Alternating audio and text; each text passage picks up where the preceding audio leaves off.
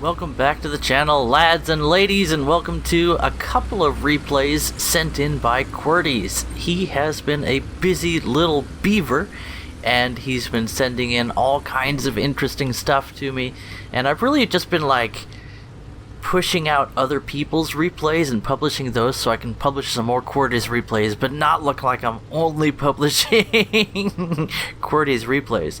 So here I am with a double feature to get two for the price of one, as it were. First off, in der Brummbär, one of the most odd and derpy German tank destroyers. This is the Teutonic equivalent of the KV-2, a casemate, big old derp gun howitzer that shoots the good high explosive. One of the best high explosive rounds in the game, in a chassis that is well armored, although the armor is nothing impenetrable at its battle rating, and with somewhat lacking mobility, but still decent in terms of a heavyweight SPG. Picking up a couple of kills here, and I'm cutting straight to the action so we can get into the meat of this one. Those sweet, satisfying high explosions you get out of... Oh no! No! It's an M15! Don't do it, QWERTY! Ah, he done it! Oh Lord, he reloading. So, the Brummbär is one of those vehicles that is so satisfying to get kills in. It's not easy to do, as you can see, lobbing around toward the enemy as though you're yeeting a child at the hostile tank and hoping that it makes contact to deliver its high explosive diaper to the enemy vehicle, at which point it generally kaboomskis in a very satisfying way. But delivering that kaboomski, aye, therein lieth the rub. For that reason, the Brummbär is generally more effective at close quarters or after significant amounts of practice aiming, and QWERTY has neither in this match. He's just playing aggressively. Really, the routes he took through the map, if you've been following his location on the minimap as we teleport around, have really been his secret to success here, and he could have pulled off a lot of these kills with a much smaller gun, but where's the fun in that? As another teeny boy, one of the lightest vehicles in War Thunder, the ASU. ZSU? I can't remember the name of this little feller. Well, guess what? He takes another hit, and he gets completely obliterized. That's right, that high explosive round hit so hard it exploded my grammar. The side skirtsin on this Brummbär, enough to help deflect that shot into his side. Another round comes in. QWERTY's being fired at through the bushes here, is able to absorb shots with his armor. Looks like a Sherman. He's going to have a difficult time getting through anywhere but the lower plate of the Brummbär. The Brummbär's lower plate is a couple of 50mm plates stacked on top of each other with some add-on track armor as well. Should be difficult to penetrate, but I've noticed that some rounds can punch through. Two 50mm plates isn't quite as good as a single 100mm plate, and there we see a round go through. It may have gone through the intermediary plate, which is, I believe, only 20mm, although at a rather steep angle, but looking down by about 8 to 10 degrees, the Sherman's gun might be able to find enough purchase to punch through there. Even so, the casemate tank destroyer has a large transmission in that area, which can absorb a lot of the shrapnel. The downside, of course, is that he's a casemate, so he's not going to be able to position until that transmission gets repaired, and thankfully an ally takes down the Sherman, freeing up QWERTY to go on another killing spree of light-skinned enemy vehicles.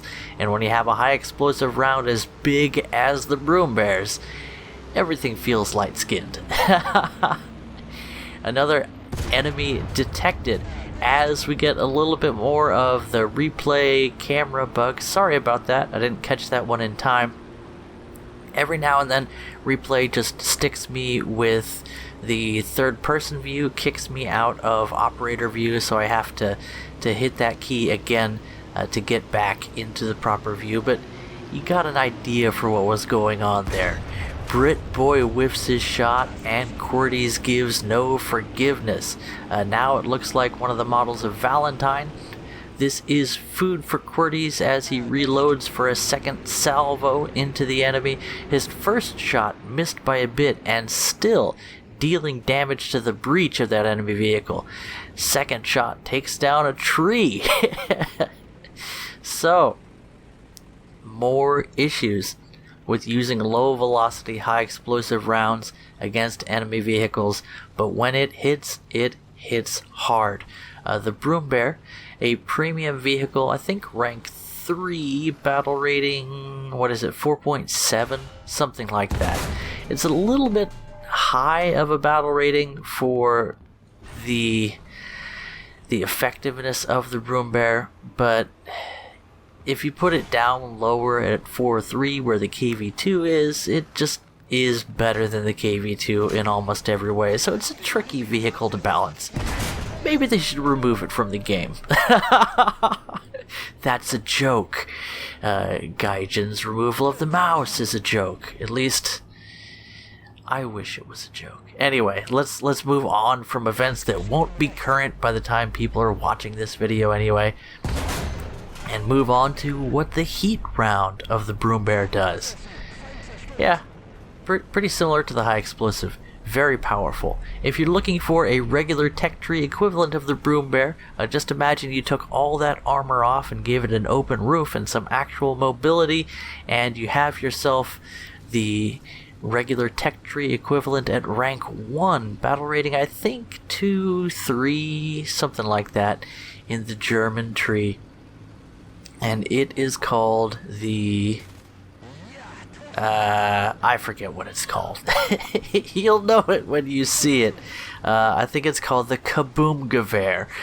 Correct me in the comments if I don't happen to be quite correct on that vehicle designation. Anyway, Qwerty's just having an absolute blast, if you'll pardon the pun, and even if you won't,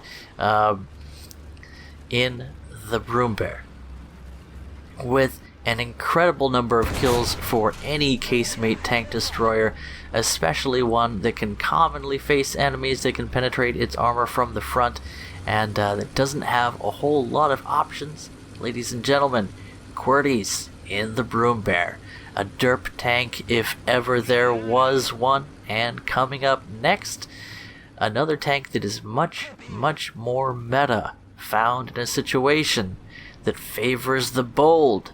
Ladies and gentlemen, Qwerty's returns. This time, I think he actually sent me this video first, but hush hush. This time in, looks like the Soviet T-50, if I'm not mistaken. So this will be around 2.3, maybe 2.7 Soviet, facing, as you do, the Germans, who are very popular at this battle rating. In fact, these low-tier matches are a lot of fun. They tend to be reasonably well balanced, especially for an experienced player of the game. A lot of the vehicles that seem overpowered at these low battle ratings are still able to be handled by somebody that knows what they're doing. And all that is to say that for folks like Qwerty and myself, we like to take a little vacation into low tier every now and then and just enjoy War Thunder for what it has to offer, instead of stressing out in high tier or trying to take out a vehicle like the Broom Bear that, while it is quite fun, it can be challenging to get a good game in some of the non-meta vehicles. But the T-50 and other tanks like it, these sort of T-34 predecessors, very powerful. A good solid 45mm cannon with reasonably high velocity, a strong APHE round that punches at the top of its tier, a lightning fast reload on a maximum trained crew, which is a serious issue for beginners because they don't have maximum trained crews now, do they? But we've talked about that before. I'd like to see the playing field a little bit more level between beginners of the game and whatever they would face, but it is what it is.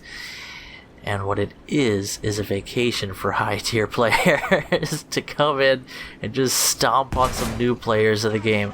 Well done, Gaijin. Well done.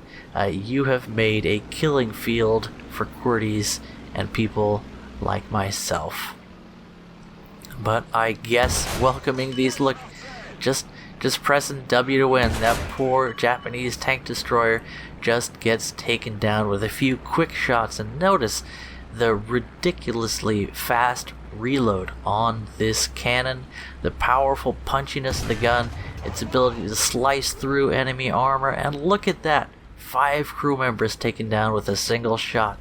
My goodness, QWERTY is eating them for breakfast, but that doesn't mean a victory for his team, as he absorbs a round, losing a crew member in the process, taking some fire from the ridge there.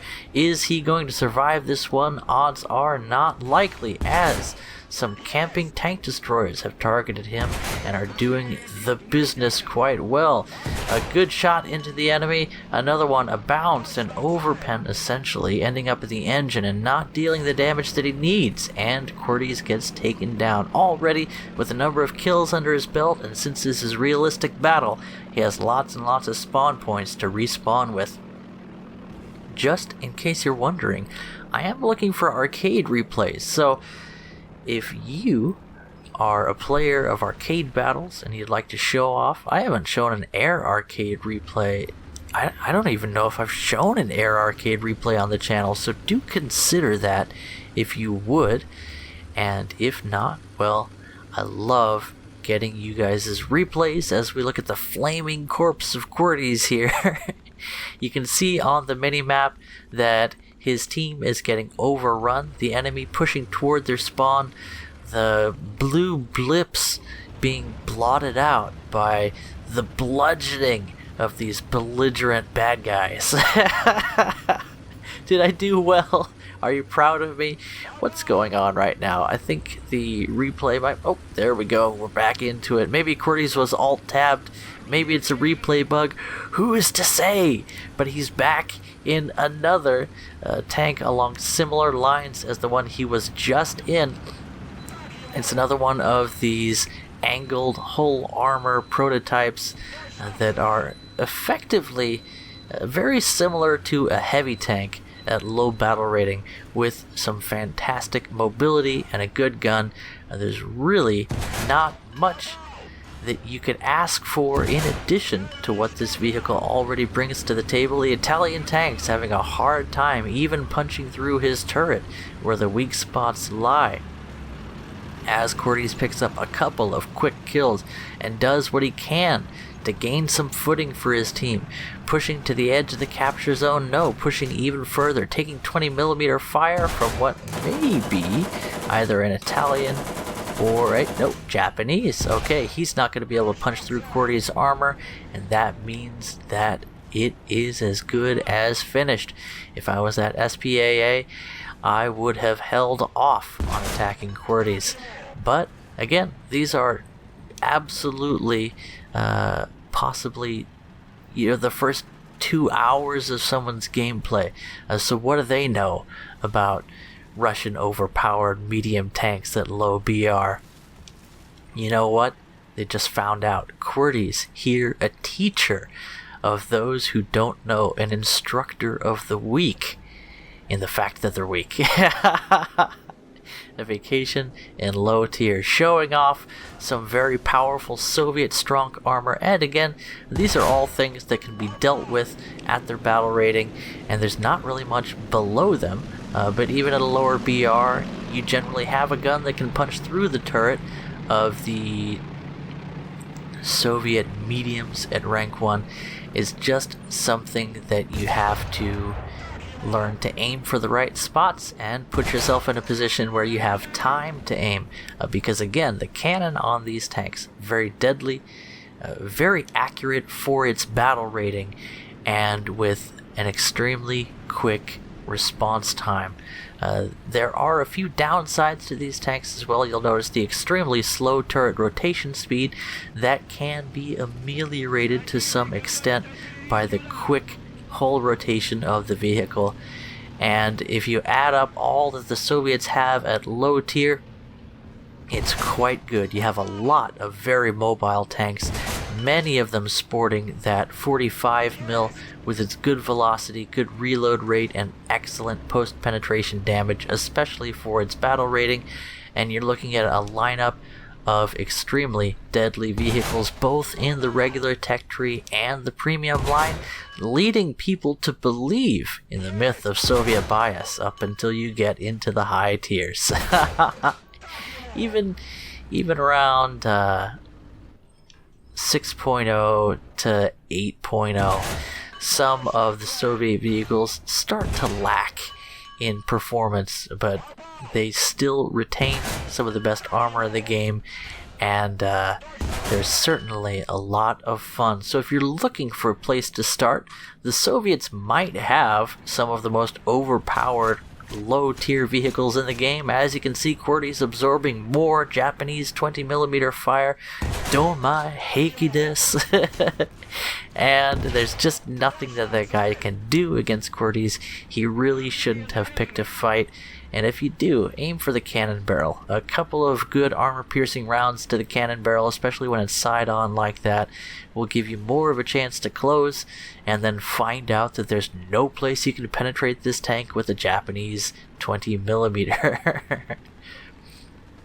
Even so, QWERTY is doing his best to Mama Turtle and carry these babies on his back by slaughtering as many of the enemy team as possible, playing the objective when he can, bouncing some Italian pasta spaghettis, and still his team reduced to cinders as QWERTY fights a one-man battle here, no longer fighting for victory, but just out of pure spite and malice, putting round after round out into enemy tanks, bouncing shots, his armor angled nicely here, his turret avoiding taking those hits in his weak spots as he rocks the hull back and forth, showing us some World Tanks level shenaniganery, if I can coin the phrase, and yet, even pushing the enemy team all the way back to their spawn, there is little he can do with so much of his team having been wiped by the enemy.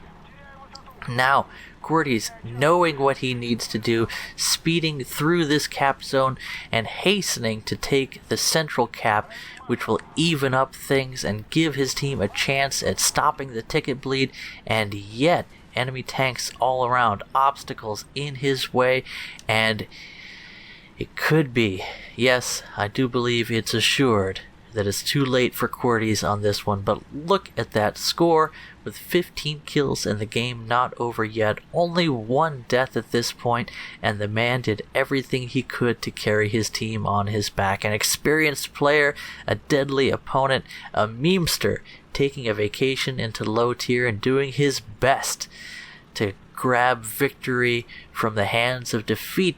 But, you know, it's usually madness to blame your team for a loss, but I think we can all agree that QWERTY did everything he could on this one. Another shot into an enemy vehicle, Panzer IIIM, with slightly better armor than him, takes him down for the loss.